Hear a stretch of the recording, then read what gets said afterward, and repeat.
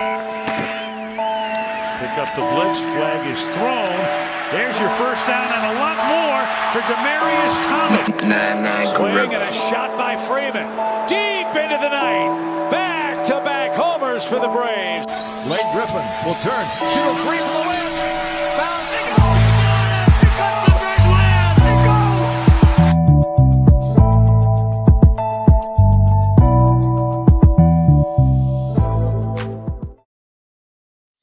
All right. Good evening.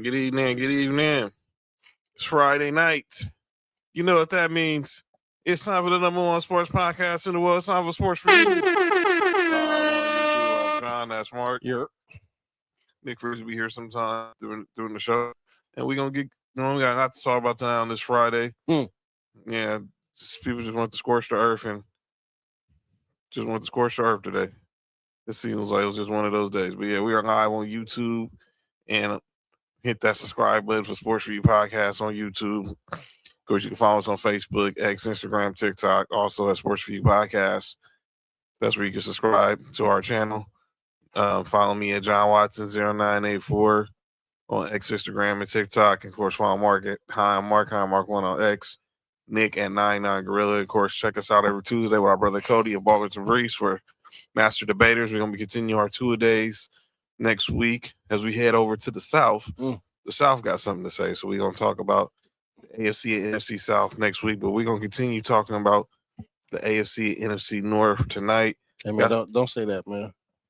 The South got something to say. The last time we heard that, the South gave up the chokehold on music. Yet since. Andre said it first, so yeah, you're right. And we're going to talk about that, and obviously we got some NBA stuff to talk about tomorrow. Is actually the Naismith Basketball Memorial Basketball Hall of Fame enshrinement ceremony. Last week we had the Pro Football Hall of Fame. And now tomorrow we're gonna have the Basketball Hall of Fame. And then it's a huge class going in there. I want to discuss some of these people. Y'all don't know, this class that's going in is very iconic. So let's go ahead and let's get into today's show. Let's keep going with the preseason. Your Bills haven't played yet, right? Tomorrow. Yeah, but tomorrow. I just finished watching my Broncos in preseason, and obviously they defense did not miss a beat. We played the Falcons, or they played their backups, and that's exactly what we made them do, look like backups.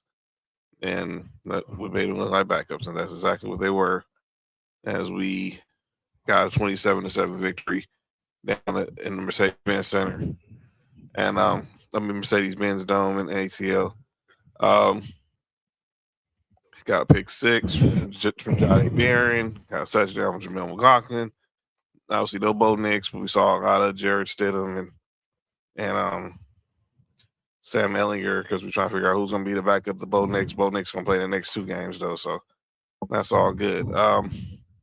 Yesterday, preseason did kick off, and obviously the talk about yesterday was the debut of Juan Fernando Mendoza.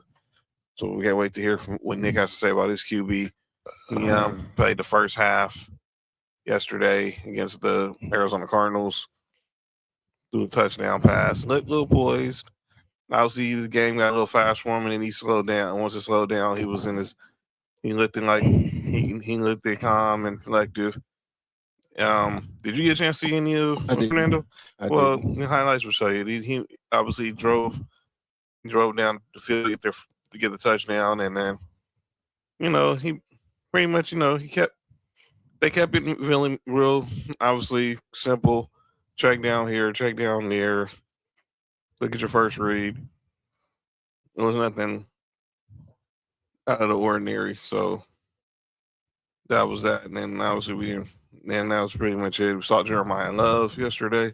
How he look? He looked pretty good. Someone made I think I heard I was watching first day. It was Kiers Candy and Steve Smith Sr. talking about one person. I think Herm Edwards said he reminded them of Otis Anderson, the former running back of the Giants, Super Bowl MVP of the Giants, and then Steve Smith said that he felt like he reminded them of a young Adrian Peterson. Huh? That's what Steve Smith Sr. said. Okay. I said that was big shoes to fill, but all right. But yeah, it's going down. But yeah, my Broncos really good today, and obviously we got more games tomorrow.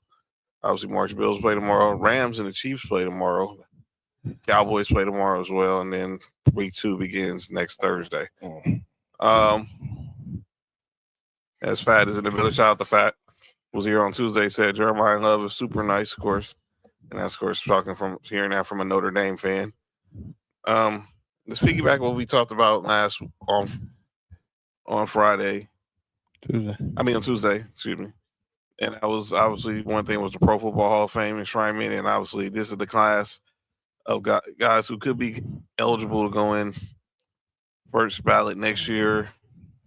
Adrian Peterson, Rob Gronkowski, Richard Sherman, Ben Roethlisberger, Cam Newton, Andrew Whitworth, Antonio Brown, and Gerald McCoy.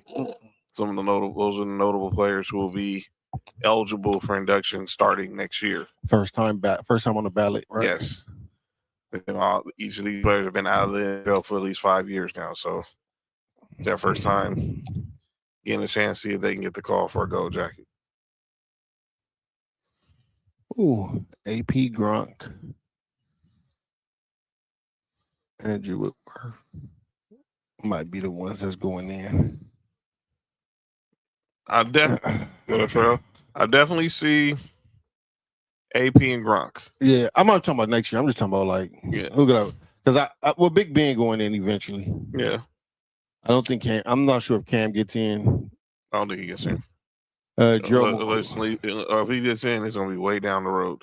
Gerald McCoy, I don't think gets in. Nah, he was good, not great. Antonio Brown off the field stuff is gonna stop him from getting in. Richard Sherman is the one that's that's gonna be one that's gonna have a lot of debate because everyone feels no favor, but the question is gonna be, is he going in first ballot? No. I think 2 first ballots on here. Yeah, clearly. 2.5 maybe. I don't know Andrew Whitworth. I don't think Andrew Whitworth will be first ballot, but I know for sure 2. 2 should be. Gronk and Adrian Peterson will definitely be first ballot. Yeah. That's clearly. And they might make Ben rate. They're gonna make Ben wait. What'd you say? They're gonna make Ben rape? Yo, you good? Is that what you just said? I said wait. Oh. I would say they didn't make him do that. No, let me shut up. Sometimes the jokes just write themselves. Yo, you good? Oh, my bad. Yeah.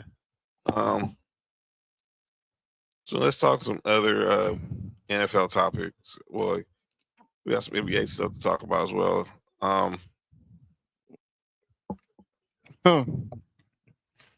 Yeah, that we definitely gonna talk about that dumb topic. But let's stick with the NFC North. Shout out to our guy Doc, man. I hit him up today. It was too late though. Shout out to our brother Doc. Doc, you gonna pull up real soon. You pull up real soon. He said he would have loved to come on here and talk shit. Oh boy. Well, him and Fat, yeah, that would have showed. We would have. Well, I think if we would have gave him more time in the events, yeah, he probably would have came on tonight. Yeah. But we'll definitely get Fat. We'll definitely get Doc on during the football season because he got some stuff he can say to our brother Doc. He's a Packers fan. Mm-hmm. As we stated on Tuesday, the Vikings 7-ounce Kyler Murray is going to be their new starting QB going into week 1. And that means pretty much means the JJ McCarthy era is over. Who is that? Oh, yeah. Who was that? I have zero clues. This will be the 4th different quarterback the Vikings have had since 2023. Kirk Cousins, Sam Darnold, last year JJ McCarthy, and now they go to Kyler Murray. Yeah, I think JJ McCarthy should go back to Michigan. Can't be any worse than what they got already. And then obviously, but Justin Jefferson, this will be now his 10th different starting quarterback in 7 seasons with the Vikings. From Kirk Cousins, Sean Mannion, who's now the offensive coordinator of the Philadelphia Eagles, Nick Mullins, Josh Dobbs, Jaron Hall, Sam Darnold, J.J. McCarthy, Carson Wentz, Max Brosmer, and now Kyler Murray. In a minute, he didn't get a chance to even play with Daniel Jones because Daniel Jones never touched the field when he was in Minnesota. I feel bad for Jets, man. He got to get out of there immediately. He need to do something. He got to get out of Minnesota. That's the only way he could sustain a successful career, and that's the only way. But for him to get to the heights where he should be, he need to get out of Minnesota, man. I agree. Now the question is, what does this mean for the future of Kevin O'Connell? If he wants out, then what's next for what happens? What happens with the Vikings as a whole? Just he's their number one receiver.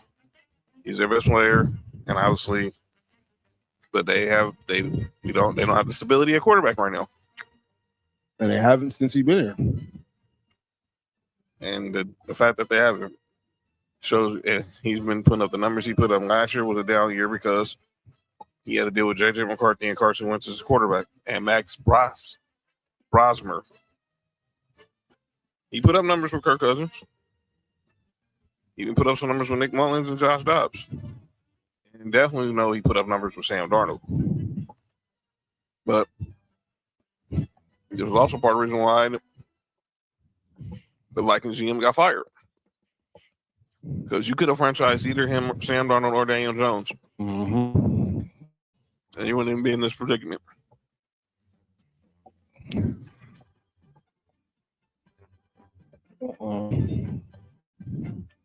This is a shit show. Their quarterback is a shit show style thing. They for them to have such a great receiver, and they have actually a nice receiving room.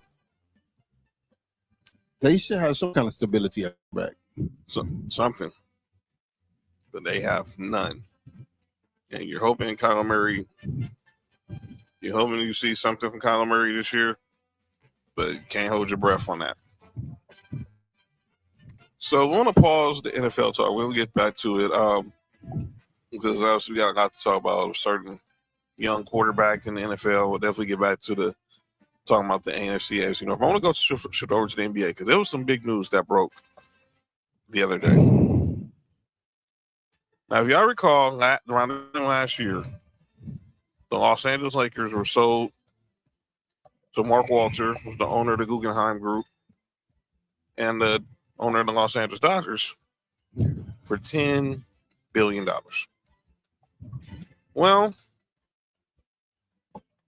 I was sitting at my desk on Wednesday, and an alert come across my phone, and I didn't believe it one bit. But it was real. The Lakers were sold again for the second time in the last year for $12.5 billion to Bob Iger and Josh Kushner. So everyone knows who Bob Iger is. He was the former CEO of Disney, longtime CEO of Disney.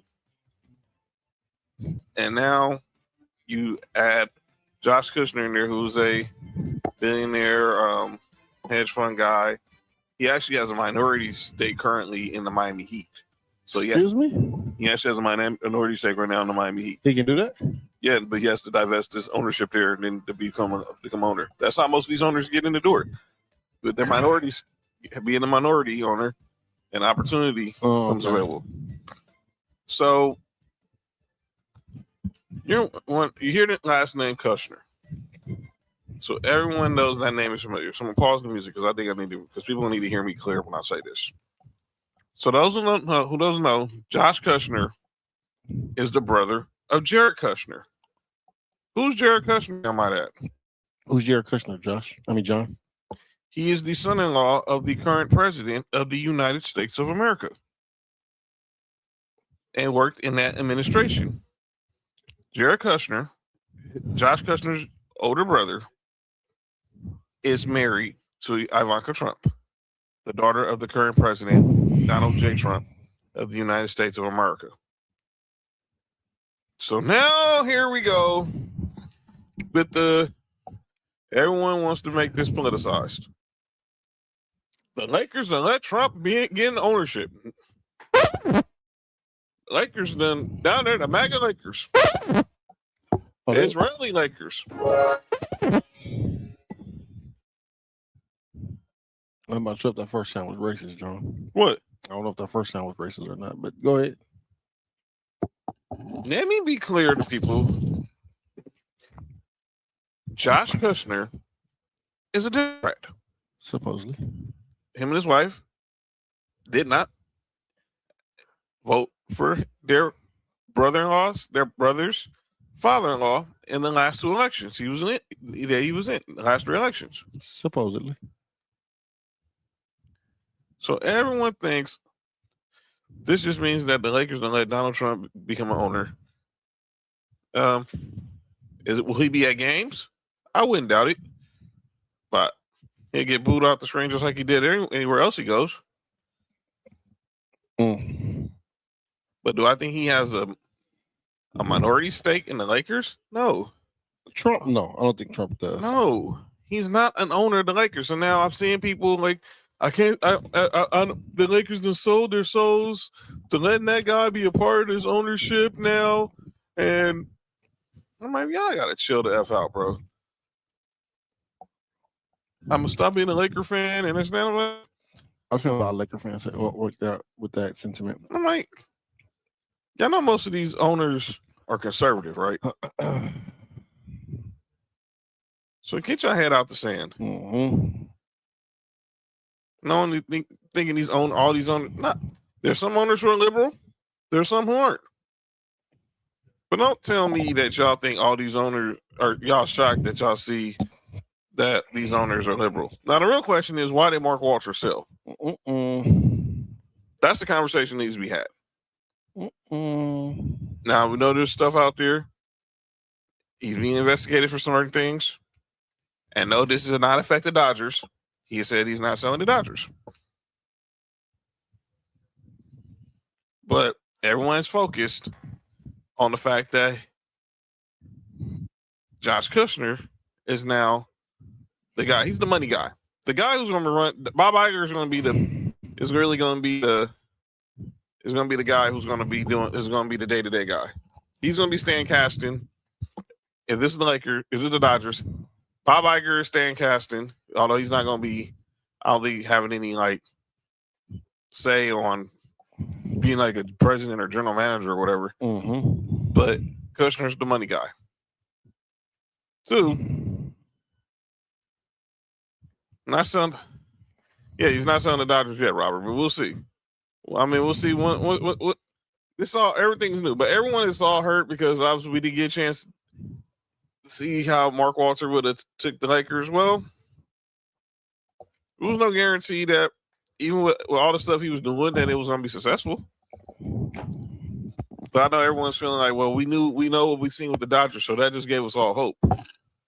Here's the thing: there's no salary cap in baseball. Yep.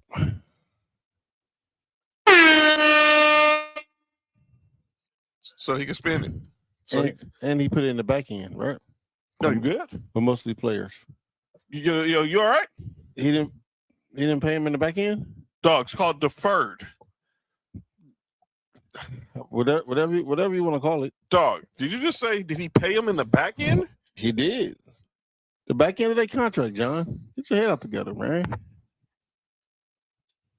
What's wrong with this dude, man? Driving down Figueroa too much. Oh man. But yeah. So I keep my eye on this, and everyone was wondering had LeBron knew would he have stayed. I don't think this had nothing to do with LeBron. If the LeBron move was strictly basketball. Now he obviously he probably knows Bob Iger because of ESPN, Disney, and all that, and obviously Bob Iger has a real close relationship with Chris Paul. But I don't think it mattered. He was going to leave. He was going to leave, and that's exactly what it was going to be. Mm-hmm. Which brings us to the next thing we want to talk about. And once we hear from Josh Kushner, we heard from Bob Iger, He plans to honor the agreement that Mark Walter had with Jeannie Buss. We'll keep her on as governor for the next 5 years and all that. But we'll see. I think eventually. I think she's out of there. Yes. Sooner than 5 years. Yes. They go pay her out. It's gone. She's gone. The Buss family will have no more ties to the purple and gold. How do y'all feel about that as Laker fans? About what? Buss family has no more ties to him. It was going to happen eventually. And with all the drama the Lakers the Buss family went through since Dr. Buss died, it's good to move on, break bread. Obviously, I know the Buss brothers are the ones who really chill, or the ones who really were the ones who had an issue. There's nothing they can do about it. It was not, and I know Jesse and Joey Buss, the younger brothers, they were kind of upset over it. The younger Busses. Yeah, that's a wild statement. Mm-hmm. But yeah, this doesn't. I'm not really don't know what to say till I hear from all the parties. What up, Sam? But I'm gonna say this again to those who haven't done their homework. He's not. The president of the United States has no ties to ownership. But if y'all want to go ahead and stop being Laker fans because of this, that's on y'all. What up, Cody? Hey, Sam Cody in the building? Yeah, Cody's in the building. Sam said this stinks to the high heaven. Cody, what up with it? I mean, I think we're paying to being a little bit too particular. Nobody cares that much about ownership. We don't. We care about wins and losses and affording to go. And can we afford to go to the games? And the Laker games, no. So I don't want to hear that. And everyone's bringing up, Bob Iger saying that he was a Clippers. Now let me be clear what Bob Iger was trying to tell y'all. Bob Iger grew up in New York. He grew up a Knicks fan. Who were the Knicks' biggest rivals when he was growing up? The Lakers. So why the heck would he be a Lakers fan? So when he came out here, he decided to be a Clippers fan, and it was affordable. Mm-hmm. And he had established a relationship with Chris Paul and JJ Redick. Who's happened to be the coach of the Lakers? I don't see how Adam Silver can be cool and approve this. Tell me how he can't approve it. If there's any wrongdoing, do y'all really not think that Adam Silver, who you think brokered this merger? It wasn't Jeannie. Unless you can prove to me that Bob Iger is truly Alfred from Batman, then we can't stop it. So, but yeah, I do have some. But since y'all worried about, everyone thinks that this is over. So here's the tweet from Ramona Shelburne when this broke. The Los Angeles Lakers are being sold to American businessman Josh Kushner and Bob Iger for a record-breaking $12 billion. At this time, it was $12 billion. Now it's $12.5. Kushner and Iger were involved in the expansion process in Las Vegas, but a stunning turn when they pivoted to make an aggressive offer to buy the Lakers from Mark Walter, who had purchased the controlling interests from the Buss family last year. So this all got pretty much. Let me take this down. This all pretty much happened over the weekend. Baby, last weekend, Josh Kushner and Bob Iger got on the phone, and next thing you know, Mark Walter, and they know what's going on with Mark Walter and see if he would be interested in buying it and selling. And things just picked up fast and boom, it happened. Now, let me be clear. It's going to take another 4 or 5 months before this is actually official.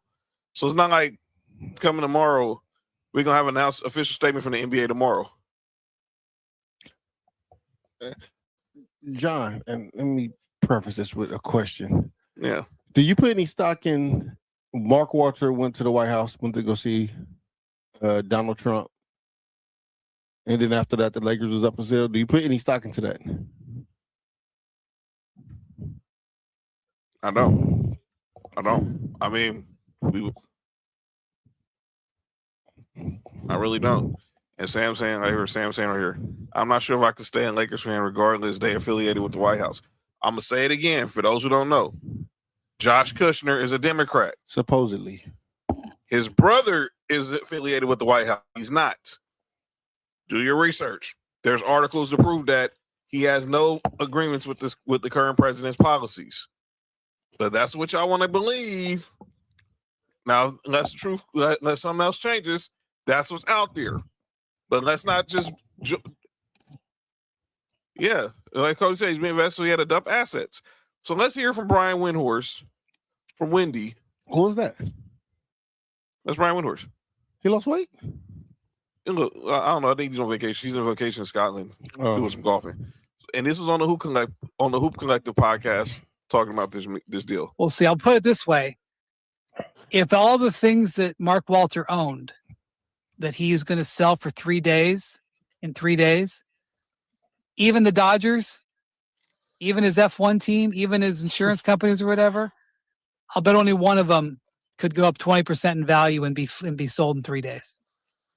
And because think how long it took to sell the Dodgers the last time. My God. But it's actually an indication of how strong the Lakers and their brand are that this could happen in this way. It may not feel like that at this moment, but that's true. We'll see. I'll put it this way. So that was Brian Windhorst on the Hoop Collective. Whitman on the Shelburne. Talking about, obviously, the Lakers, all the assets that Mark Walter had, is the one who the sell was the Lakers. Who doesn't want to buy the Lakers? Who would want to buy the Lakers? It's potential corruption. I'm just not feeling it. Until we know what it is, we can't assume. And I guarantee you, Josh Kushner is going to he's going to address the LA media whenever this becomes official, and he'll respond to the critics. Eventually, Mark Walter is going to have to respond to critics. But right now, it's just a number transaction, and people just got to. But if y'all want to jump off the ship and not being Lakers fans, that's on y'all. I think we care too much. We care too much about politics when it's not convenient to us. Mm-hmm. Let's see what it is. Y'all really think all these owners are conservative or liberal? Y'all smoking hay in the middle of the barn. Same thing I said about Josh Kushner. That's what I said, supposedly. So right now, we'd have no proof that he's affiliated. And if he was, are y'all shocked? Most ownership groups are Republican. Yeah. And people just don't want to admit that. But we don't want us to hear politics involved with sports. It's too late for that, John. I know. But unless it's convenient to our well-being. But speaking of the Lakers, the NBA schedule was officially released in its entirety on yesterday. And we got some marquee games we're going to talk about. We're not going through the whole schedule. We don't need to go through all that. But let's again recap some of the marquee games. Let's start again with opening week. Opening week, check this out. Starting Tuesday, October 20th, with a triple header on NBC. Starting in at a little lunchtime basketball with the Pistons. Lunchtime basketball is crazy. And the Celtics from Detroit, 3 Eastern, New Pacific on NBC. All these games will be on NBC and Peacock. Then it's ring night in the Garden as the New York Knicks, for the first time in 53 years, will hoist a banner inside the Raptors of Madison Square Garden. The players will get their rings. They won the in-season tournament too, huh? Yes, they did. And who did they beat? The Spurs. Right. Oh, okay. And they welcome LeBron, Jaylen Brown, and the new-look Philadelphia 76ers to the Garden on opening night. By the way, tickets to get into that game, $2,000. Nosebleeds. Just to get in the building, it's two stacks just to get into the building on open night in the Garden. People got some comments from Sam said, according to Paulo Torre, it is what? corruption. Well, Paulo Torre's been reporting a lot lately. We're not even going to get into the latest stuff with Kawhi. We're not enough. Our boy Robert Wilkins, who's a lawyer, says, "Who do y'all think Jeannie Buss and 95% of these teams are aligned with politically? Jeannie was out here supporting Spencer Pratt for mayor. Hello? Yeah, but I get it's different with that dude in the White House. it is. And because not all Republicans even agree with him. Right. So, but I think people are just, people won't, I think everyone knows because it's him, but I think they're also thinking, well, all owners can't be all Republican. Yeah, y'all really need to just wake up. it's a business and they're being, yes. Exactly. People are just mad because the Lakers, and I say this, and excuse my language, they got flipped. Let's call it what it is. It was an asset that got flipped. And people are mad that the Lakers got flipped. Somebody was going to buy the Lakers eventually from the Buss family. You said somebody ran a train on the Lakers and bus? Yo, you good? All right, my bad. The whole family? That's crazy. Y'all need to relax. But back to the schedule. And then the nightcap will be a rematch of the Western Conference Finals between the Thunder and the Spurs from San Antonio. Oh, I like that. I like them two playing against each other. The next night on ESPN doubleheader, the debuts of LaMelo Ball with the Timberwolves as they take on Giannis making his Heat debut in Miami, followed by Steph and the Warriors against Luka and the New Look Lakers. Then Thursday on ESPN, Stephen, Golden State and Warriors. What a topic of this conversation. Mm-hmm, yeah. And then we got LeBron, Jaylen Brown making their Philly debuts alongside Tyrese Maxey and the rest of the crew as they take on LeBron's former team, the Cavaliers. And that'll be followed by the Denver Nuggets and the Oklahoma City Thunder. And then the first game's on Prime Video. So First home game for Philly 76. They got to come out to some Benny Siegel song. something. They got to come out to a Benny Siegel. Philly in the air, honestly. Oh, my bad. Well, I was going to say,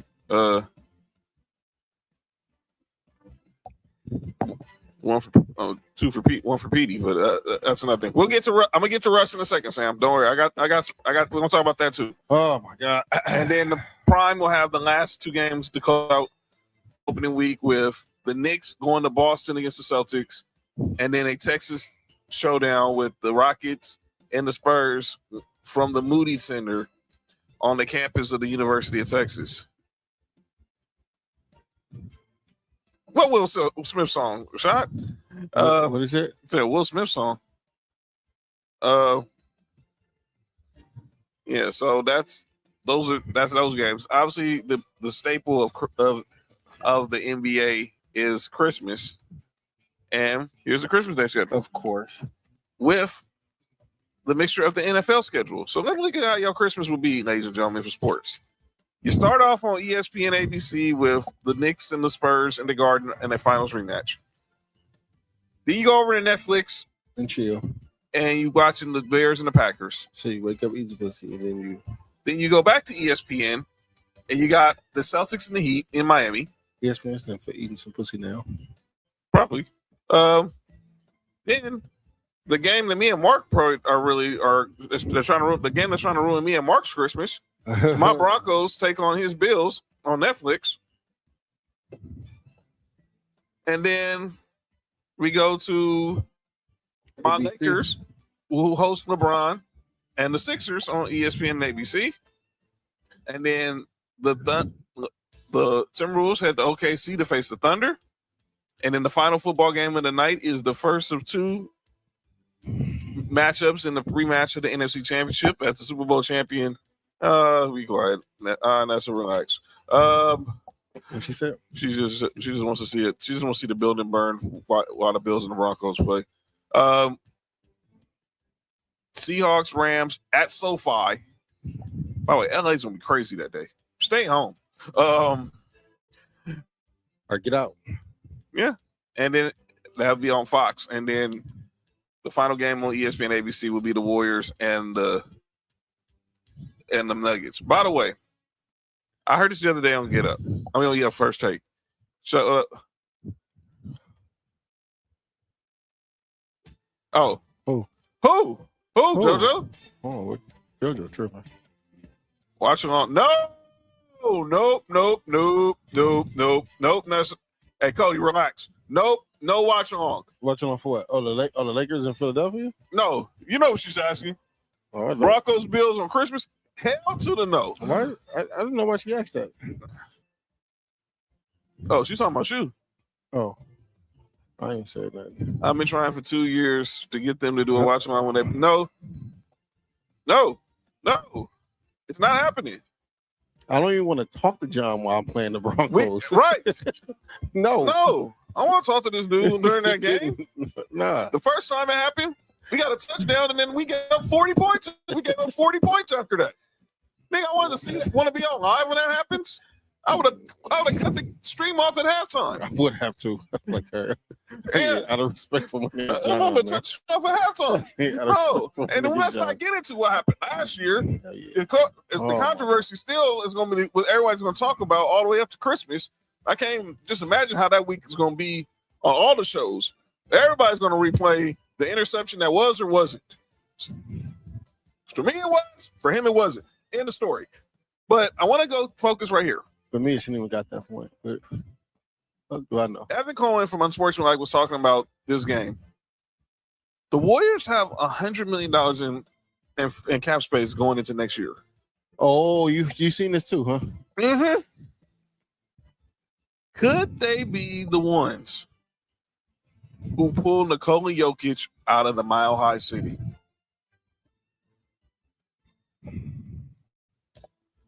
Now, question is, do they wait to free agent? Would Jokic try to ask for a trade by the deadline and not give the Nuggets any hint that he's going to resign? Nope. Or does he just go to free agency? Play the year out, finish your contract. And by first day of free agency, sign with the Warriors. Mm-hmm. Oh, but you can have us too on a watch along. Where's the repercussion? No. Ain't no repercussion. Y'all said yes. We said no. And there's no. This is not even a debate, JoJo. Y'all agreed to it. Y'all agreed to it. We didn't agree to it. So therefore, and we weren't going to agree to it. Because every time when the Broncos and the Bills play, it's always it's either going to be really, really good, really bad. Yep. All I'm hearing is excuses. No, you're hearing facts. I hear it. That's cool. Okay. Excuses for you. It's excuses for you. It's our truth. You can hear what you want to hear. Right? Ain't nothing gonna change. Nothing. Nothing. All right. MLK Day. Stay home. So NBC will have those games. We got Pistons and the Cavs. Is Memphis playing at home? Yes. Yo, you good? You all right? They always play at home on MLK Day. What's wrong with you? That's crazy. What is wrong? Something's wrong with this dude, man. You just had to go there, huh? All right, man, my bad. Man, I'm taking you. Next time I'm going to Memphis, you coming with me? We going to the Lorena Hotel, dog. Nah, I'm cool. We going to the Lorena Hotel. My cousin Roy took me. So I gotta take you. Next time I'm going to Memphis, we're going to Memphis. We're going to Watson Country. I'm taking you to the Lorraine Hotel. To the Lorraine Hotel. You know what I'm saying? We're going to Bill Street. We're going on Bill Street, and we're going to the Lorraine Hotel. Yeah, cool. You're gonna see the car. We're gonna walk on the step. We're gonna walk where it happened. So the nurse still alive who really killed you? Okay, see? Here we go. And I still ain't get paid for that. I ain't see a contract. Hey, Cody, stop instigating. But the rest of the games, Sixers, Hawks in Atlanta, Timberwolves, Knicks in the Garden. So we get Ant-Man and LaMelo in the Garden. Oh, that's going to be fun. And then the Rockets will play the Grizzlies. Oh, my God, that game's going to stink. Yeah, I hope Memphis won't have a dream that day. They're going to have a nightmare. I got that's a relax. Just got paid. Friday night. RP Johnny Kemp. And shout out to Keith Sweat. Yeah, he wrote that too. Mm-hmm. Yeah. Did he use that in the verses against Bobby Brown? Yeah, it didn't matter. It didn't matter. We got the global games going over in France. By the way, I want to ask you something. What do y'all make? How do y'all feel about teams playing regular season games internationally? I was listening to Mason Ireland. They was just totally hating me because the Rams got to play the Niners in Australia and this and that. If it's your team that playing, you hate it because the traveling and especially football, you're throwing everything off. If you try to expand the game, this is what needs to happen though. So business is business. Basically, so the January 14th in Paris, And then January 17th in Manchester, England, the Spurs, Wemby, and the Spurs take on Zion and the Pelicans. Both games? Yes. Oh, that's hard. And he still got smoked by Bobby Brown that versus Nessa. Speaking of versus, yeah, shout out to next Thursday. I will be all in. I'll be all in that versus. We know. Yo, you good? We heard what happened? You all right? Oh, my bad. You all right? Yeah. How about President's Day? By the way, imagine this. This is the day after the Super Bowl. We don't go to work the day after the Super Bowl. Finally. President's Day falls on Valentine's Day. And then Super Bowl falls on Valentine's Day. Shout out to Valentine's Day being a day for the fellas this year. Yes. Or next year. Yeah, and then the next day is President's Day. So we stay home and get paid. We got the Timberwolves and LaMelo Ball's return to Charlotte on President's Day. We got the Sixers and the Mavs. We got the Spurs and the Heat. We get Wemby versus Giannis. And then we get the Pacers with the Warriors. By the way, Tyrese Halliburton had an issue with the schedule because I think, what up, Savage? Had an issue with the schedule because I think the game he's projected to return, the day he's projected to return, they have the Pacers playing on the road. I want to say something to Tyrese Halliburton without being disrespectful. The NBA only move for a certain amount of people. Yeah. And you don't want to. You're not there yet, kid. Yeah. You're not there yet. Yeah. So, yeah, it will be. It'd be more fun if the Broncos are in the Super Bowl. They announced the NBA Cup. This is going down, obviously, on Prime Video.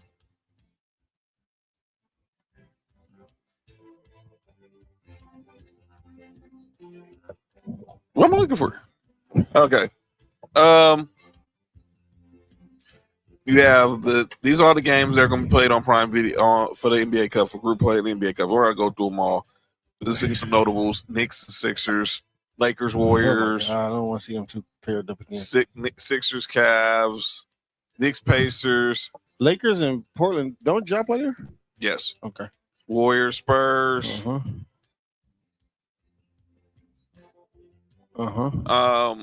Pistons, Raptors.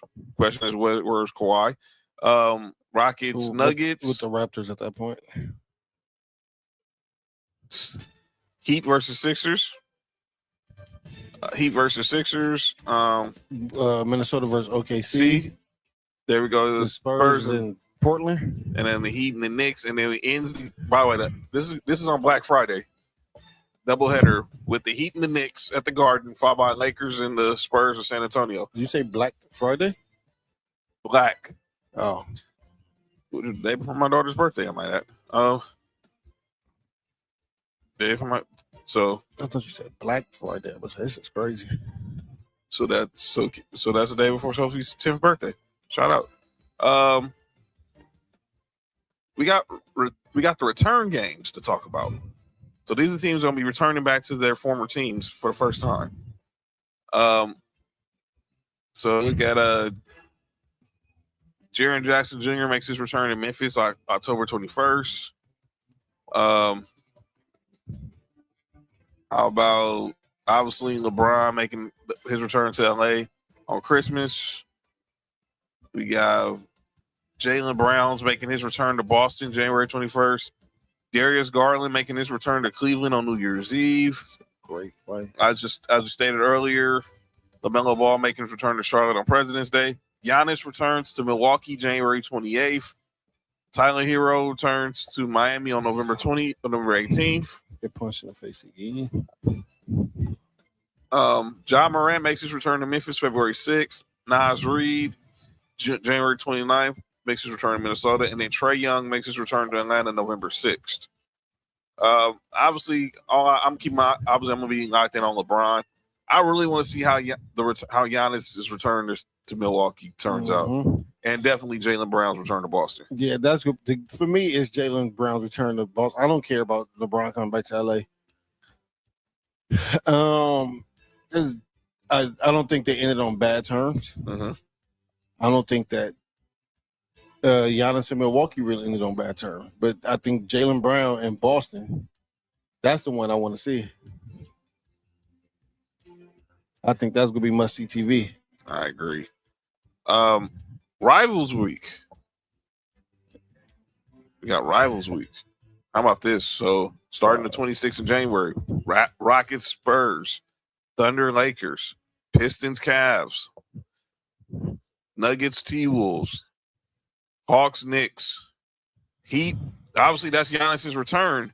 Giannis's return to Milwaukee is during rivalry week. Cavs Raptors. Nas Reed's return to Minnesota's during rivalry week. How about that Saturday, how it closes out on ABC? The LeBron Bowl, Sixers versus the Heat in Miami. You got Nuggets and Thunder. You got the Spurs and the Warriors, and you end the night with the Lakers and the Knicks at the Garden. Spurs and the Warriors is a rivalry? I guess. Your guess is as good as mine. I don't know what they call rivalries these days. I'm about to say NBA really don't have no rivalries. Really. So we talked about the Christmas Day will be the first matchup, finals rematch between Spurs and the Knicks. The second one also will take place March 7th on NBC in San Antonio. And then some of the series that went to 7, we will see them. They'll run it back a few times. Thunder, Spurs, Pistons, Cavs, Celtics, Sixers will play each other 4 times. Magic, Pistons, Raptors, and the Cavs. We'll have the Pioneers game, paying homage to the old timers. Of course, you had first black player we were drafted, and I forgot his first name, Cooper. You had Sweetwater Clifton, who was the first black player to sign an NBA contract. Obviously, first black player playing, and Lloyd, first black player to play into a NBA game, and that's going to be the Knicks and the Pistons. I think that's going down in Detroit on February 3rd.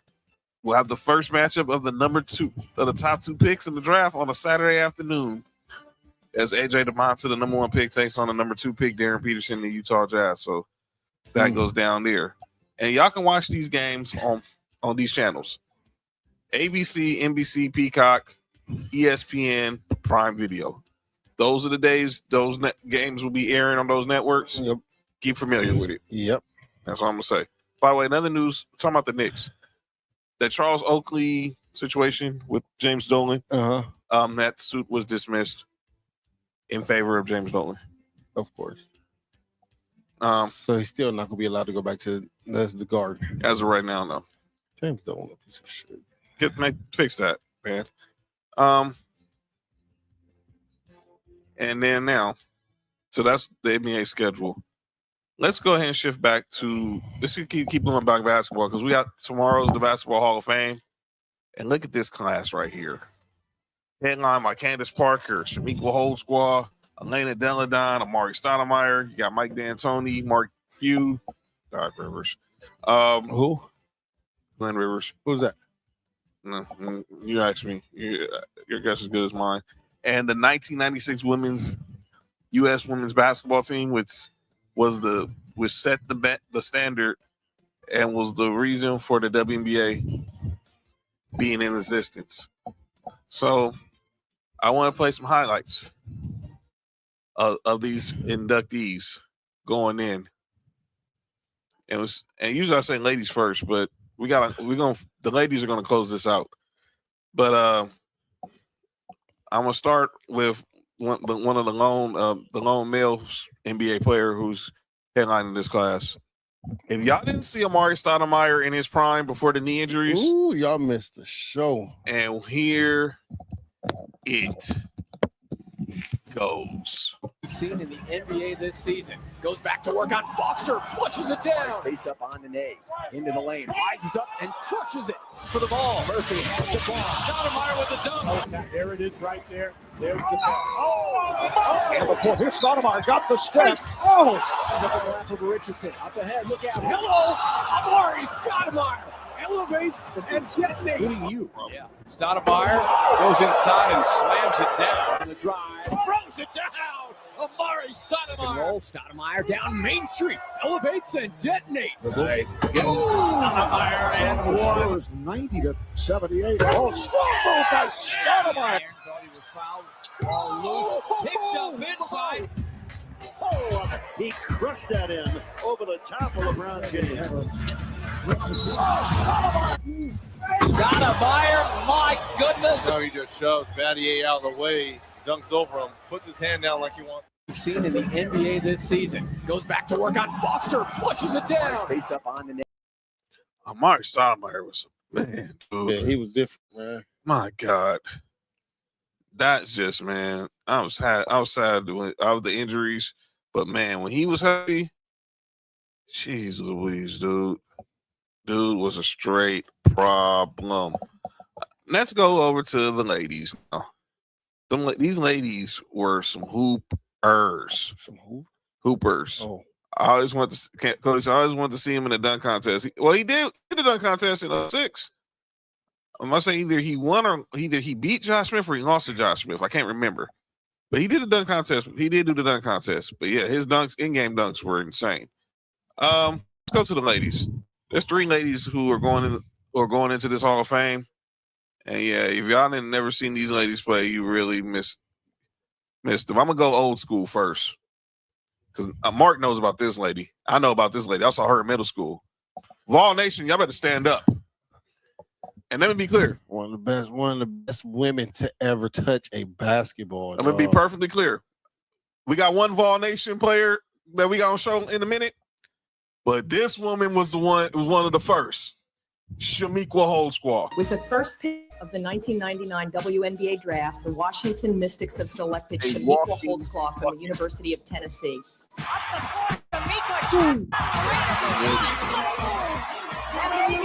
play of the year in the WNBA. This rookie just has no fear. She doesn't. Oh, does she have the package or what? You just have to bring your A game every night and play as hard as you can. Number 23, Shamiqua Holdsclaw. And then we have just seen a snapshot of what Shamiqua Holdsclaw can do in a game. Yes, Shamiqua, you are the feature player. It's up to you to make these shots. Oh, is that one big? Great to see her having fun, enjoying the game again. You know, she's one of the best players in the world. Depression afflicts over 19 million people in this country alone, and few are willing to talk about it, but Shamiqua Holdsclaw has done that, and I think really helped a lot of people in the process. I learned that the same way that I trained to be a world-class athlete, it's the same effort I have for my mental health.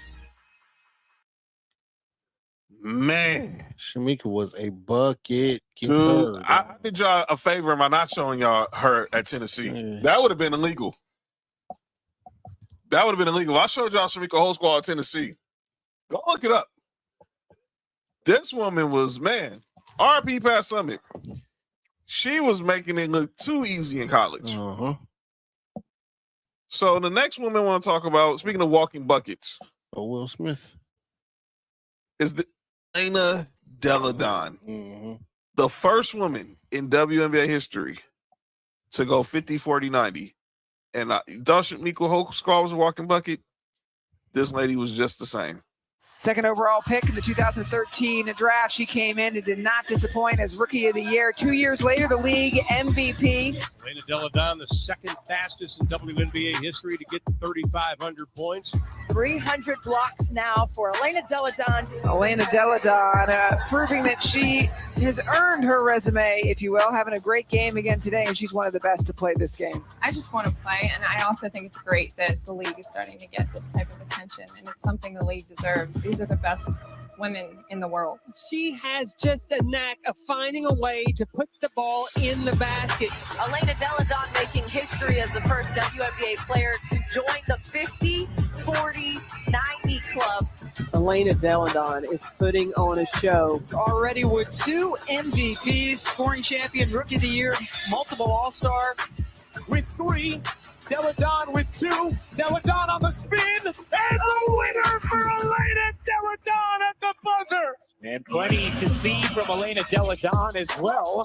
When she's on the floor, this team is in the top in terms of championship contenders. Elena Deladon is one of my favorite players to watch all time. So easy for EDD. There's no doubt this game, this league is better with Elena Deladon on the floor. Title number 1 for 2 of this league's great luminaries, Elena Deladon and Mike Tebow. I want to leave this game, better and stronger than when I came into it and came into this league. We just want to make this league as strong as possible so the young girls grow up dreaming to be in the WNBA and get to, idolize and watch their favorite women's players.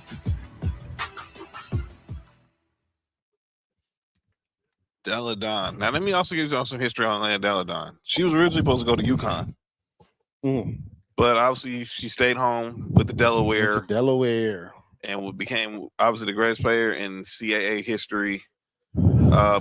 Stay close to her sister. Her sister has some disabilities, so she wanted to stay close to her. So, gotta respect that. She's a family girl. And when she was in the W, let me be clear. Had Brittany Griner not been the number 1 pick in the draft that year, she's number 1. Yeah.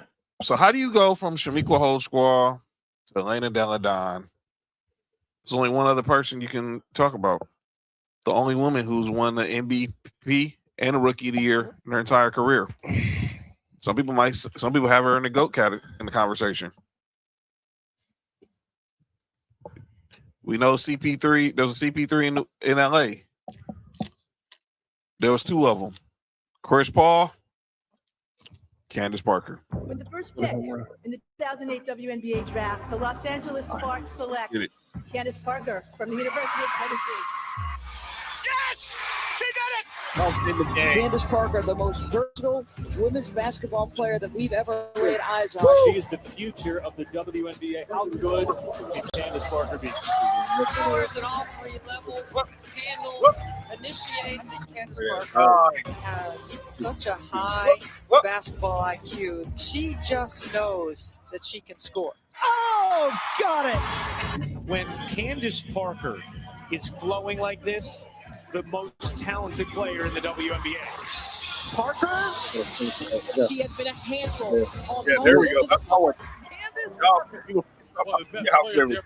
There's no player at Candace Parker's size with the skill set that she has. Candace has a basketball IQ that's out of this world. She has the vision of a point guard. Candace Circus shot, it goes! Come on! Really? Parker hits that one. Parker with the spin. Ooh, that's pretty. But she is playing well. This is what you see. Contributions in every aspect of the game. There is just no player like Candace Parker. Size, versatility, basketball IQ. Well, I tell you what, Candace Parker is a wizard. And it ain't easy. Nobody said it was going to be easy. Tough shot by Parker. She's just been amazing to watch. Candace Parker means evolution. She definitely just means a lot to our league. She wanted everybody around her to win. Legend. She is Superwoman. She got WNBA MVP 2 times over. If you want to be considered, one of the greats, you have to win multiple rings. That's it. The LA Sparks are 2016 WNBA champions. That's the Chicago WNBA champions. Wanting a championship is not going to necessarily mean you're going to get it. Unfortunately, I have to do you got her things third necessary to get to that point. I've had to go through obstacles, injuries. I've had my daughter since then. Candace Parker is definitely just one of the most transformational players, I think, in our game. I said it in college, and I'm going to say it in the pros. Just want to add to that. To be a part of a great team and to compete for championships is, something somebody can't take away from you. A championship finish from CP3.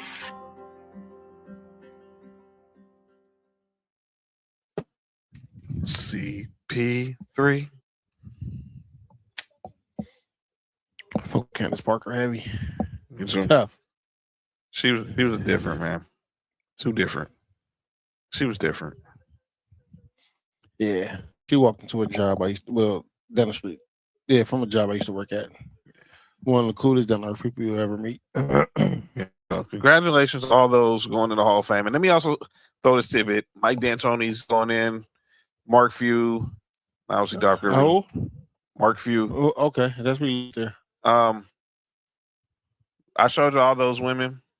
I showed you Shamika Holdsclaw, showed you Candace Parker, showed you Elena Deladon. I'm very upset I couldn't find no highlights of the 1996 Women's Olympic team.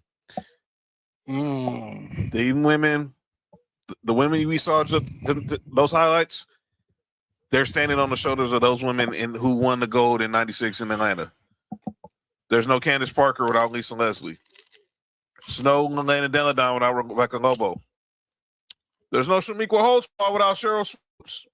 Thanks. Teresa Edwards, Nikki McCrae, Dawn Staley.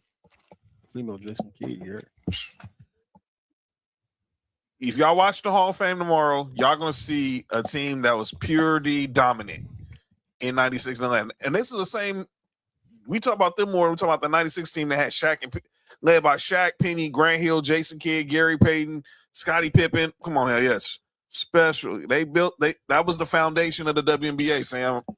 The foundation of the WNBA was with those women. Yep. Go look up their highlights. Mm-hmm. But speaking of highlights, Hall of Fames, there's someone who's going to join them probably in the next 5 years. To be honest, he could join them now. And we got the news on yesterday that Russell Westbrook is retiring after 18 years in the NBA. And we didn't hear from Russ, but we did hear from Russ. Russ did it. Russ went out the way Russ went out. Here's a video of Russ announcing his retirement in a first person essay. Huh? A first person essay by Academy Award winner Michael B. Some things, every museum has a curator, and every exhibit, they have a story. But some stories don't need someone to tell them. They just speak for themselves. So tonight, I'm not going to tell you what any of this means. I'm just going to show you. And I'm going to ask them a few questions along the way, not because I expect an answer, but because some things deserve to be asked. The running back because they did not hear Michael B. Jordan. Every museum has a curator, and every exhibit, they have a story. But some stories don't need someone to tell them. They just speak for themselves. So tonight, I'm not going to tell you what any of this means. I'm just going to show you. And I'm going to ask them a few questions along the way, not because I expect an answer, but because some things deserve to be asked, even in silence. This one's from the inner city of South Central. Before any of it, before the triple doubles, before the MVP, before anybody outside of Los Angeles knew his name. Because why not? This was the next chapter. The Sonics made him the number 4 pick in 2008. No one in OKC could have told you what he'd become. And this is the one people point to, like it explains everything. It doesn't. Well, not really. Russ, what kept you going all those years? What made you get back up night after night when the whole league had a highlight reel of you falling down? Yeah, I figured that. You know, people forget. Nobody knew who I was. Nobody knew who I was. Before he was a walking headline, he was just a kid from inner city LA who could jump higher than anybody had a right to. Russell Westbrook from UCLA. Somewhere between the dunks and the draft classes, he became something else. Not just a player, a personality. A meme before we even called it that. A husband, a father, a guy in a kilt at the Met, daring anybody to say so. What did winning mean to you? I mean, really? No, not just the trophies. The actual feeling of it. Some things you don't say. You just play them over and over until everyone else understands too. because why not?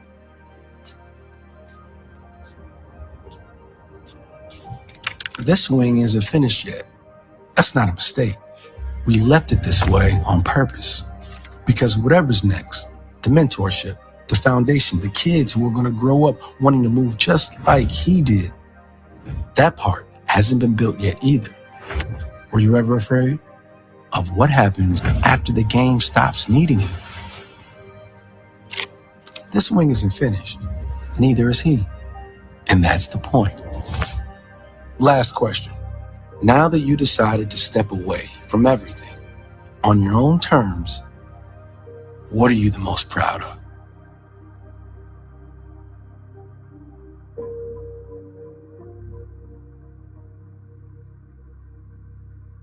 That might be the best interview I've ever done. He didn't say a word. And somehow, I understood everything. The greatest thing he left behind couldn't fit inside a museum. It never had to be said.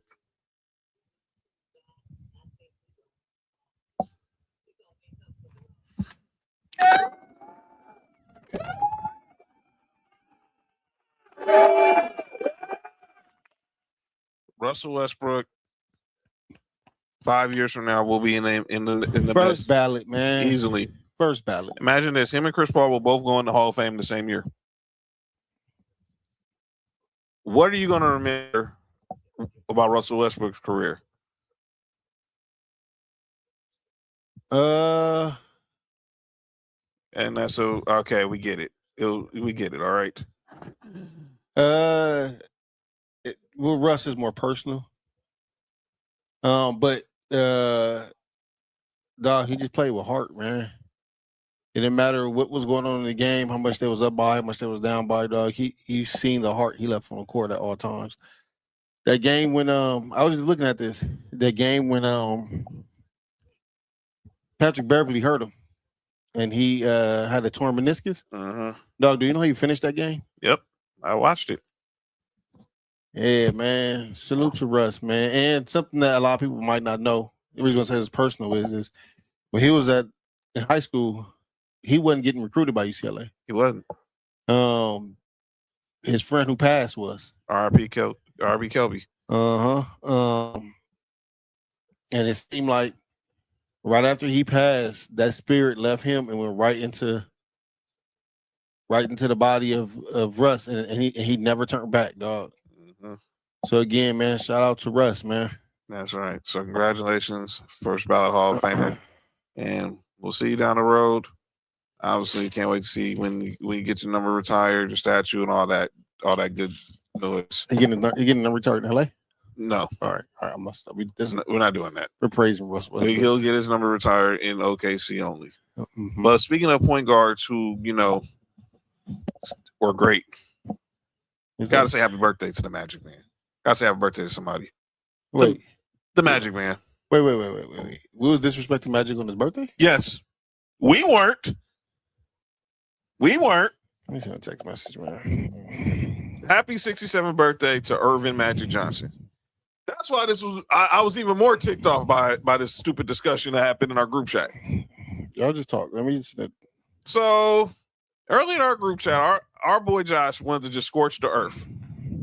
And he sent this video, which was flat out blasphemy and disrespectful to one Irvin Magic Johnson. Magic didn't play in that time. We look at that shot, bro. I ain't gonna lie, bro. He did a fast break, pull up, right here. bank shot. We can stop saying Magic better than Steph. He not even better than Draymond ass. I ain't never seen him get the contact and what? I ain't never seen Magic do that. Look at that weak ass Jay. Bro, this shit go forever from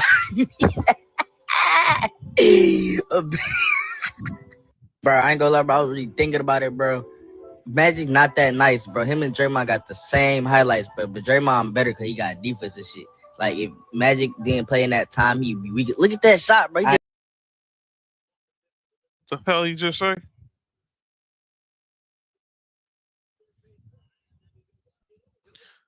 I hate to be the old guy here, but y'all made me do it. I'm not going to let Irvin Magic Johnson get disrespected on his birthday. He's probably getting ready to go on his yacht down the Mediterranean right now. But I need to remind people who the heck was the greatest passer of a freaking basketball there ever was. And it wasn't no dang Draymond Green. And no disrespect, Kendrick Perkins, wait to call out names. It wasn't Steph Curry either. There's one great point guard, and his name was Magic. Hey. Ooh la la, ah we win. Ooh la la, ah we win. Ooh la la, ah we win. Ooh la la, ah we win. Ooh la la, ah we win. Ooh la la, ah we win. Ooh la la, ah we win. Ooh la la. You know what? DJ. Ooh la la. Ooh la la. Ooh la la, ah we win. Ooh la la la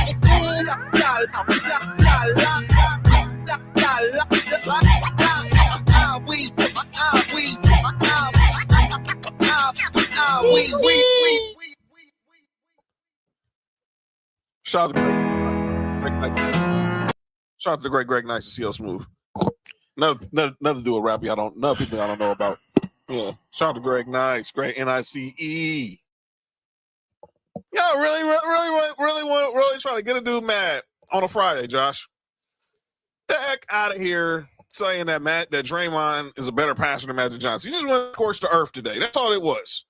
Just like you sent that dang text at the end of the before the show started. I better not get them dang Jackie Robinson forwards. You dang right. If I can find them and I can afford them, they will be on my feet April 15th on tax day. You kiss my grits. You know what I'm saying? Heck out of here. What are we talking about, Mark? What are we talking about? Listen, man. Pass it up. Listen, man. Pass it up. It's more than just passing. I just don't understand why Magic and Draymond's in the same sentence ever. I want to know too. Like, in life. Oh yeah. Tell me. I wish Nick was here, but he's probably something that came up. But I asked this in our group chat. What's the difference between Draymond Green and Michael Cooper? Draymond Green was more offensive. Draymond Green, a Hall of Famer? Yeah. Michael Cooper, Hall of Fame, right? Michael Cooper got 7, seven, I think. All defense. Draymond got 9. We're gonna have 10. He wants to try to 10 to tie Scottie Pippen this year. I don't think he's gonna get it because he's in decline. Yeah. But he's got 9 defensive team, 4-time All-Star. Who's better, him or Robert Horry? What are we talking about? And you got to defend Draymond Green. I don't defend Draymond like that.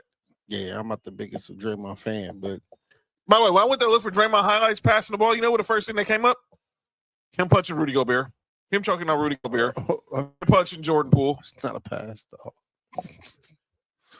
No, he didn't pass. Jordan Poole passed out. And that's trying to make Rudy Gobert pass out, too. A booty Gobert? Yo, dude. That is crazy. What are we talking about? Magic Johnson. Now, I tried to change the subject because it wasn't going to be no disrespect to Magic in my presence. Never. And not on his birthday at that. But then we gotta start talking about Draymond and Rodman. And what are we talking about, man? Well, John, there's not gonna be no disrespect to Draymond. There's not. What's not? He's not better than Dennis Rodman to me. I would probably pick Rodman too, but the way they was talking about in the group chat, like it shouldn't be a question. Nah, let me be perfectly clear. Let me be clear. Dennis Rodman is the greatest rebounder of all time. One of the greatest defensive players of all time. If I'm trying to build a starting 5 on defense, I have a hard time trying to leave Dennis Rodman off your all-time all defensive team, first or second team. But let's not act like Dennis Rodman was just great offensively. He put back. He was doing putbacks, rim running, pretty much the same stuff Draymond Green was doing minus the set shot.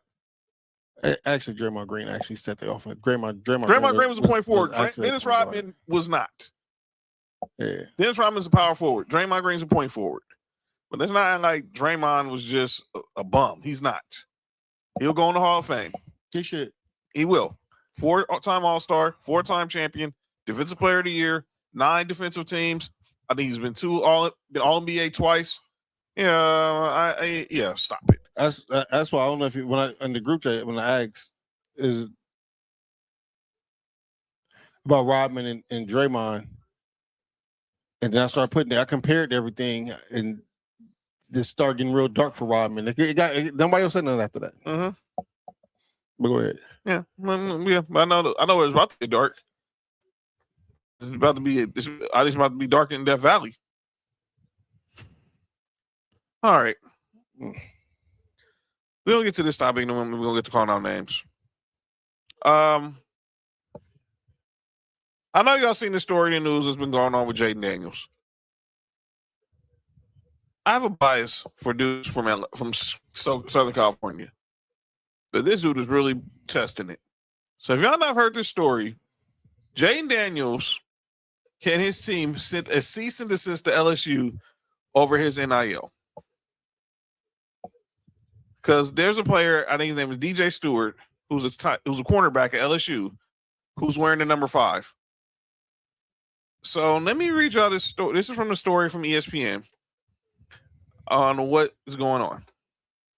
So an attorney representing Washington Commanders QB Jaden Daniels has informed LSU that they can no longer use his NIL, his name, image, and likeness, according to an August 5th letter sent to the Tigers athletic director, Verge Osbury, a copy which was obtained by ESPN on Wednesday.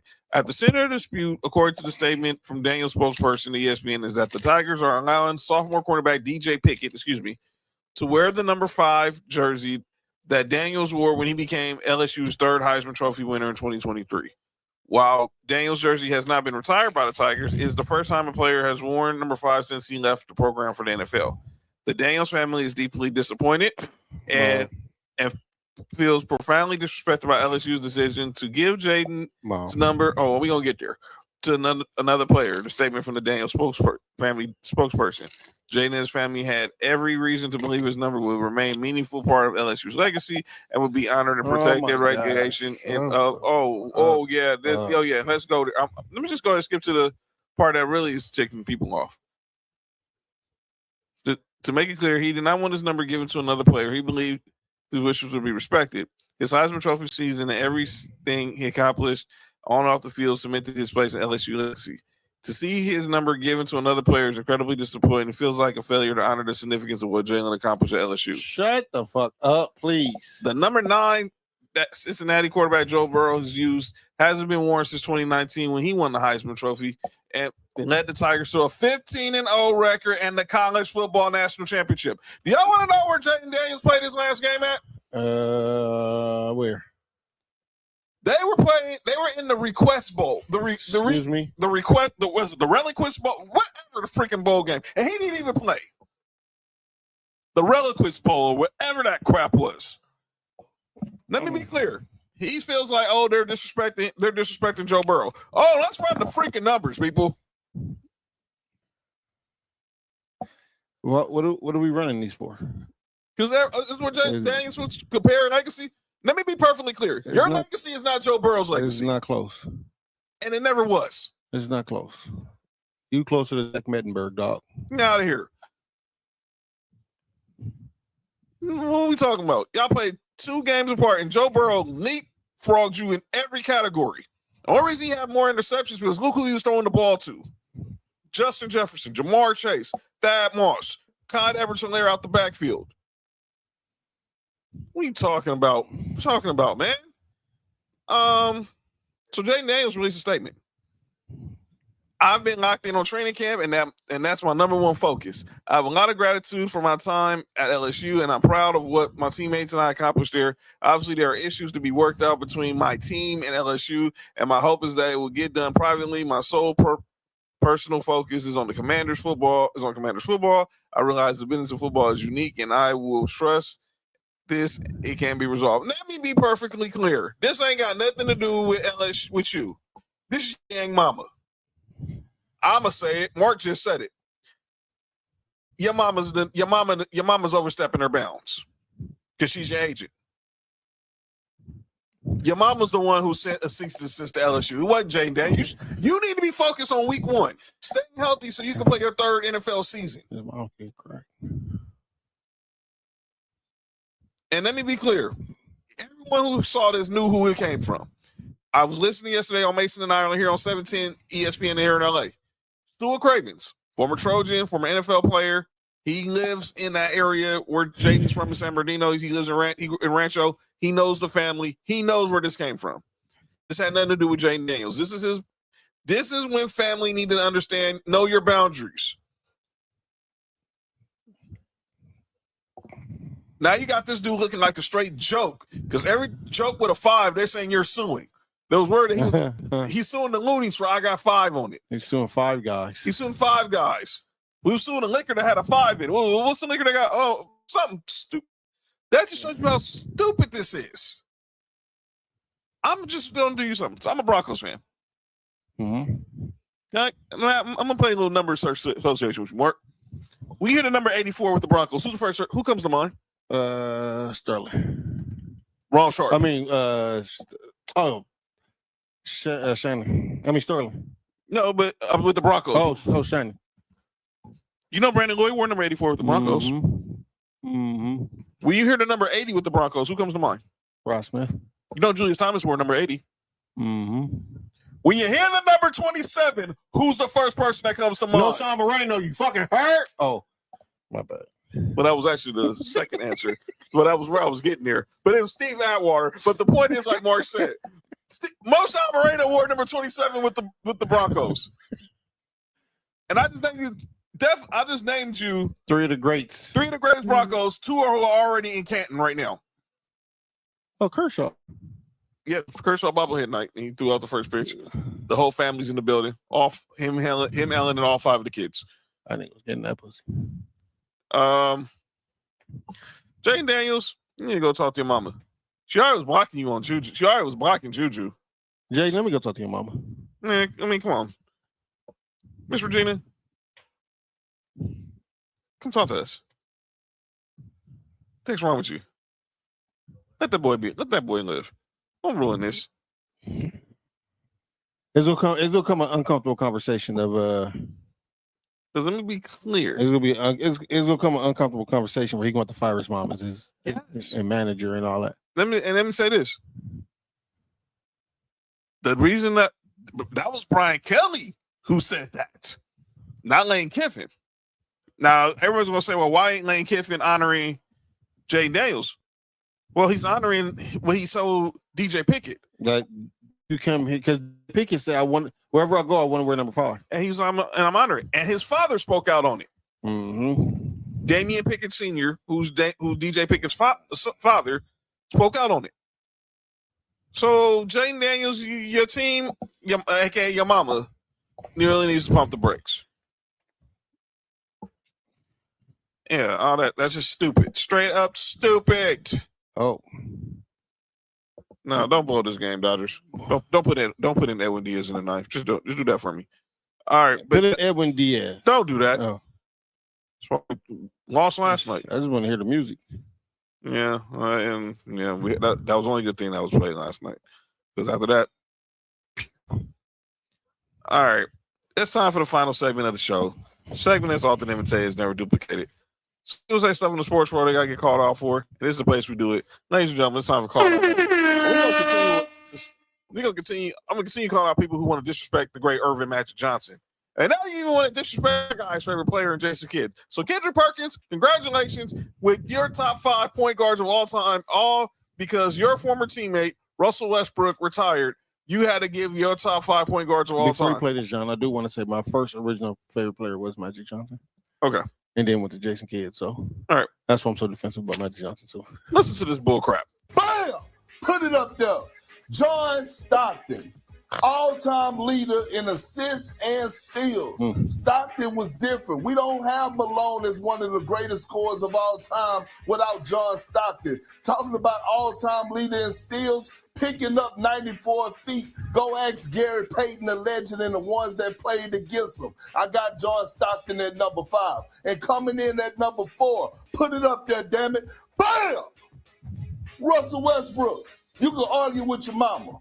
4 years, 4 seasons, averaging a triple-double. When Kevin Durant left them for dead, Russell Westbrook told the world to keep a cool booty. He kept the Oklahoma City Thunder relevant. 2-time scoring champion, 3-time assist leader. This young man was different, changed the game, one of the most athletic point guard to ever play the game of basketball. Coming in at number 3. Put it up there, damn it. Bam!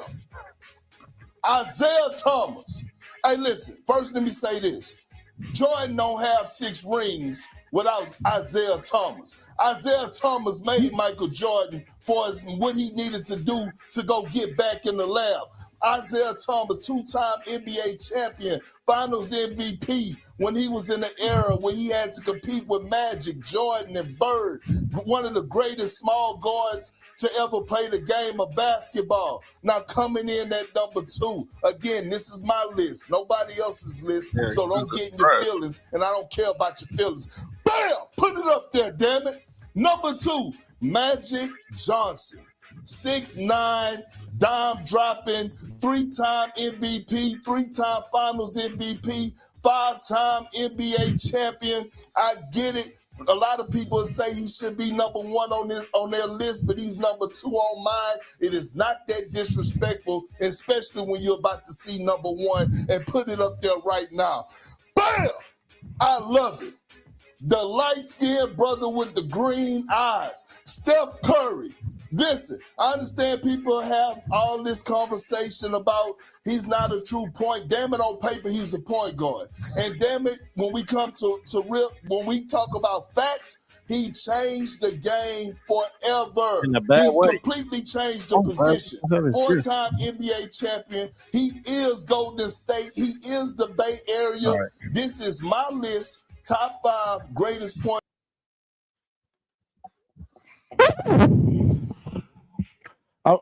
John, I'm gonna let you have this. I stay out of point guard talks for obvious reasons. Let me get this straight. Hold on. Go ahead. Let me just say this. Go ahead. And I hate when, and this is about to be a hot take, Mm-hmm. but I've said it to y'all before. Yeah. Like when people say Steph Curry changed the game of basketball, he made it a whole lot worse. Bash basketball game on Wednesday. Shout out to Bash. Shout out. One of his teammates had a fast break. Oh no! And instead of taking the layup, you know what he decided to do? He pulled up from 30. He dribbled it out to the 3-point line to shoot a 3. That's the influence of what Steph Curry does. Horrible basketball. I would have think I'm not coaching. You would have been on the bench. Oh, he got set on the bench right after that. Good job, coach. My new hero. Let me get this straight, Kendrick Perkins. And the piggyback what Mark was saying. The reason Steph Curry can do that because he has the gift to do that. Not everyone was given to do that. Ray Allen could have did it. Reggie Miller could have did it. Klay Thompson could do it.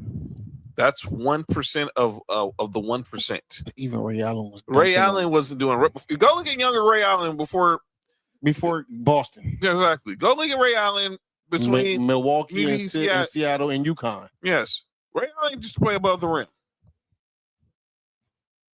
He didn't really start playing below the rim until after that 2000 season when he was with Team USA. More so like near the end of that time when George Karl got to Milwaukee. He stopped playing above the rim. He started focusing more on his 3-point jump shot. And obviously became one of the greatest shooters of all time. But back to Kendrick Perkins. Yo, Liz, you right. How the hell do you not have Jason Kidd or Chris Paul in your top 5? If you didn't want to put Chris Paul in your top 5, you ain't going to get this list without having Jason Kidd. I don't give a dang that Russell Westbrook was your former teammate. You want to have Steph Curry in top 5? Go ahead. You want to have Oscar Robertson in your top 5? Go ahead. Don't tell me Jason Kidd is not one of the 5 best point guards of all time, bro. I seen it. I seen it from day one. I saw that Cal as a kid. I saw it in the NBA. He was not. He was the Lakers assistant coach. We won our title. You don't tell me J. Kidd ain't no top 5 point guard. He's number 2 I have him number 2. I'm not just saying that because Mark is right here. He's know this. I've had Magic, Jason Kidd, Isaiah Thomas. Those are my top 3 point guards of all time. I'll throw CP3 in there. You want to throw Stockton in there? I'll throw Stockton in there. You want to throw Steph in the top 5? But like I said, you don't have no list. We're talking point guards, and you leaving Jason Kidd out of there. I don't want to hear that. I don't want to hear that. You don't tell me, that you're going to have Jason Kidd not in your top 5. Y'all thought Magic Johnson had some bad passes? Jesus Christ, don't let me. If I find out, I can find one for you. Oh, don't worry. Don't worry. I can easily find it. Don't get it twisted. Hold on. No, Mark. Yeah, they made me go down the world. They made me go down the rabbit hole now. Thank you, Kendrick Perkins. Because I really wasn't trying to. I really wasn't trying to do this, but since I listened to how stupid that clip was, and I listened to it in real time, how stupid you sounded yesterday, disrespecting, saying that Jason Kidd went in the top 5. Oh man. I can easily go to Cal. I can easily go to his NBA. All right. This is gonna be very easy. So let me just go ahead and I'm gonna find the right Jason Kidd. Right. That's what Jason Kidd. Okay. Yeah, here we go. Don't forget that Jason Kidd and always will be one of the best passers. Let's go there. Yeah, I'm gonna play this one. Y'all done ticked me off. You're gonna tick me off, Kendrick Perkins. Jason Kidd, not a top 5 point guard. Okay. Let me show y'all what a top 5 point guard, top 2 point guard of all time look like. The jump shot from outside. Turnover. Cliff Robinson's defense forced it. Oh, beautiful.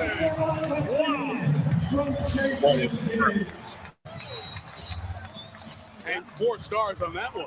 Gotta get some substitutions in there. My stars aren't actually getting the job done. And he does 2 of them. I'm telling you. Holy mackerel. How did he see Kenyon coming down from the free throw line on the dive? Abdul-Rahim. There's Kidd again, number 2 in the NBA in steals. Comes up with another one. Ahead it comes, and McDyess. Oh, my! What a play! An assist from Kidd to McDyess. Timeout, Vancouver. It was Gervin who said to Kevin Durant, go win the title. Oh, what a play. Kidd off the glass to Marion for the jam. That play was sensational. I still don't think they should let a guy hang on the rim like that. Kidd, so Kidd can't see over the top, and he can't. I'm here to tell you, He's being guarded by Kidd can't see anything right now. He feels like he ran into a mountain. Kidd to go in, and it's like, what a play. How about the pass by Kidd? What a hell of a way to go into the regular season. And Chris Anderson. Oh, yeah. I know. Yeah, Finish I know it. this is going. There's a lob that is finished. Kenyon Martin with the left hand. How good was that? Down to Longley. Longley's outlet to Kidd. Kidd's lead pass for Robinson. He stops it. Great pass from Kidd and then toward the Robinson. Jason Kidd coming down the floor, always looking ahead. He saw Cliff down there in a perfect pass. Players out of the court don't trust one another that the ball is going to move. Oh, my. Carter with a little icing on the cake in Orlando to give the Nets a 13-point lead again. Quickly. All right, here comes Davis with the Kidd, 3-on-2. Kidd Kenyon Martin from Jason Kidd, and Kenyon Martin traveling the play to exactly what Kidd was about to do. You know, he reminds me of a player that has a rear view mirror. Carter, miss, snatched by Adams. Here's the lead. Carter on the reverse.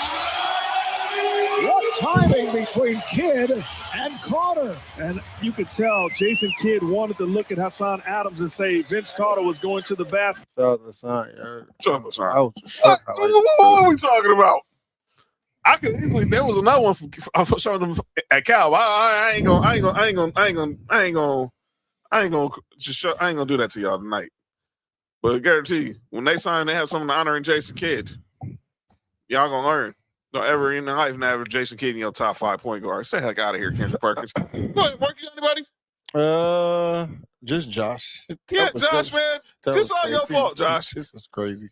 It's all your fault. We wouldn't even have this. This show was just supposed to be about us talking football, talking about the Hall of Fame, and you let us have to go through the archives of the school audience behind these stupid little Gen Zers, like Sam was saying. Oh yeah, AI. Yeah, AI. Okay. This is why I wish Nick was here. Huh? I wish Nick was here because AI for what? Well, AI is not a point guard. Well, if you go put Steph Curry at point guard, you can put AI. True. But I wish Nick was here because I would have asked him this: was he serious when he said that he felt Russell Westbrook had a better career than AI?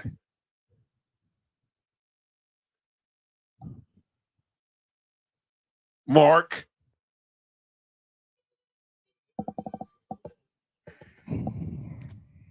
I think I just found out a topic for basketball season for Master Debaters. Yes, we're gonna say this for basketball season. Boy, you know what I think happens, dog. A lot is we get culturally invested in some of these players. I agree, and he was culturally invested in AI. 96, I was in 7th grade.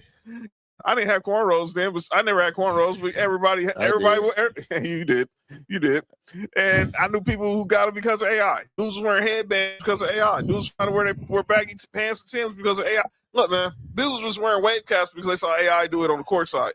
I didn't do all that, but basketball wise, AI got Rob not there. He's calling out. So if y'all got to raise listen to Stephen A. Smith show, which Mark doesn't. Stephen A. had on a shirt, and clearly someone forgot to go to the iron. Forgot to go, either hit press only or go to or hit the steam room because that collar was wrinkled. They both got 1 MVP. Iverson got 3 All-First teams. Russ got 2. Mm-hmm. Russ got more All-NBA teams. Russ 4-time scoring leader. Allen Iverson 4-time scoring leader. Russ 2. Russ 3-time assist leader. Iverson none. Iverson 3-time steal leader. None. And rookie of the year. That was rookie of the year. That's out of Russ's. That one's out of Russ. That was he came in the league in 08. Yeah. That was Derrick Rose. Yeah, Derrick. No, Iverson. I think Iverson had a better career. Yeah, him in 08. Yeah, we all knew Derrick. That was Derrick Rose who was going to win rookie. Was rookie of the year. 07. Wait a minute. Yeah, he was because he was drafting 07. He was drafting 08. That's right. He was 08. Yeah. Congrats to Kevin Garnett. Will have his jersey retired February 28th for next shout year. Out to Cody. That's Cody's favorite, one of Cody's favorite players. Yeah, so shout out to KG. Big ticket. Yeah, so Brandon Bean, he's in chat, says 1, Curry 2, Oscar 3, West 4. Okay, get the F out of here with Bob Cousy. I'm not going to disrespect Oscar Robertson, but you ain't finna tell me. First of all, how do you leave Isaiah and Jason Kidd out your top 5? Bob Cousy. I mean, first of all, Celtics ain't getting no love on this show, but now damn sure ain't getting no love. The Celtics pre-Bird is not getting no love on this show. I don't even count them dudes, man. Who said? He said Magic 1, Steph 2, Oscar 3, Jerry West 4, Bob Cousy 5. If I be honest and include Oscar Robertson, I normally stick to players I've seen. Mark Price was good, but he's not in the top 10. He's not top 10 point guard. But he's definitely. I usually go by players I've seen. Yeah, but if I just put everybody on there, I would probably have Oscar 1, Magic 2, and Jason Kidd 3. Yeah, Oscar would be the exception to the rule. Yeah, but I'm not putting no damn Bob Cousy in my top 5 for anything. The Celtics in the 60s, they weren't playing anybody, man. I'm sorry. And Russ is down. Russ is lower on my point guard list because I think Russ is a great player. I think he was a horrible point guard. Yes. When I went to go look at Russell, I saw a clip of some of Russell's highlights. They did have a 5-minute clip. I didn't want to play it, but since the Michael B. Jordan video, check your phone. The Michael B. Jordan video pretty much showed some of those clips. Everything I saw from Russell Westbrook was him dunking on somebody.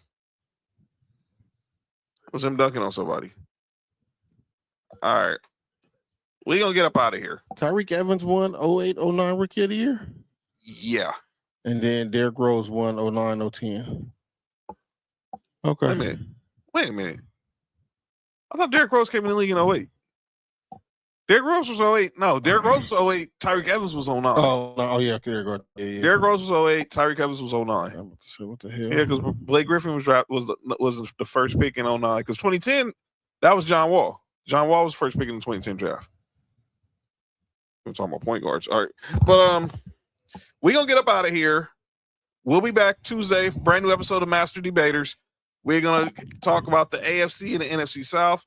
I think our boy Drell, he hit me up. He wants to talk. He wants to join the discussion, represent for the Falcons. You know, Cody's going to have something to say about his Texans and the AFC South. So we're going to talk about that. I wonder if I should have call Eric. Yeah, call them. Call them. Obviously, with the talk. Tampa Bay. The talk about, obviously, we're going to figure out what's going on with Baker Mayfield and Villa Vea. Tampa Bay. Yeah, call them. See, figure out what's going on with the squad. And then check us out Monday. Tribal Warzone. Myself, JoJo, Nessa. I'm back on school time, so y'all won't see me until after the show starts. So yeah, shout out to all the kids back in school now. Be safe, be careful, learn, listen to your teachers, stay focused. We got a code on the screen. This is bull. For everybody wondering, we have a back to school sale. What the heck is? Okay, we're not doing this. 84% off. We're gonna do it. Back to school, huh? Back to school, huh? For the Only Johns, yeah. From what was said on my read right here, there has somebody as a naughty school teacher. What the hell? Action movie going on up there. So listen, man, it's a lot of, I guess it's some good stuff over there right, on the Only Johns, man. Everybody click that link up there and support John, man. Yeah, support. Yeah, okay, support my nuts. That's what I'm trying to get them to do. Support your nuts. This is bullshit. Okay, we got out of here. Sports View Wrestling Wednesday with me and those two evil Tanas and Trell. What evil? Yeah, there's nobody evil. Yeah. Oh, we got Sports View Wrestling. We finna launch the Only JoJo's. Oh yeah. Yeah, we finna launch the Only JoJo's on Sports View Wrestling. It says, yeah, two can play at this game. Yeah, I forget. Y'all forget. I got the gavel and I'm not afraid to use it. You know what I'm saying? But yeah, we gonna get up out of here. Enjoy the preseason football if your squad is playing this weekend. I enjoyed the Broncos today. March Bills play tomorrow. And somebody in the show might really like it. Yeah, and then yo, relax. And then some more baseball going down. Dodgers, Brewers tomorrow. By the way, Mizorowski makes his Dodger Stadium debut tomorrow against Wrobleski. I'll be watching that. What's his? You said Maserati? Mizorowski, Jacob Mizorowski, the ace for the Brewers. This is a preview of the NLCS, possibly. But make sure y'all hit the subscribe button on Sports For You on YouTube. Like us on Facebook, X, Instagram, TikTok at Sports For You Podcast. Of course, you can follow us individually. Follow me at John Watson 0984 on X, Instagram, TikTok. Praying for you, Sam. Keep fighting the good fight, brother. You're gonna make it through. Follow Mark. I am Mark. I am Mark1. Follow Nick at 99 Gorilla. Follow Cody at Ballers and Briefs.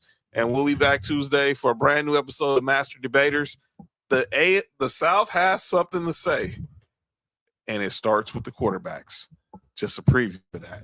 So we will see y'all. Drew Allard jerseys have sold out. What do you want to say, producer JoJo? Your mic is muted. First of all, why am I? First of all, don't yell at me. Second of all, I didn't even do or say nothing for you to come at me like that, sir. You're guilty by association. I didn't even say nothing. You know what? I got you. You're guilty by association, unfortunately. I got you. Another you're guilty by association. Mm-hmm. And the other one, she's gonna get her. She's gonna get hers too. She'll get hers too.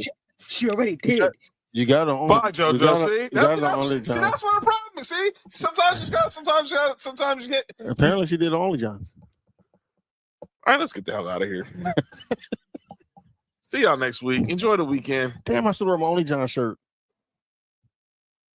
For you, from the coast to you, 3 LA minds talking what we do, from the streets to the stats, from the bar to the chat. Sports For You. Yeah.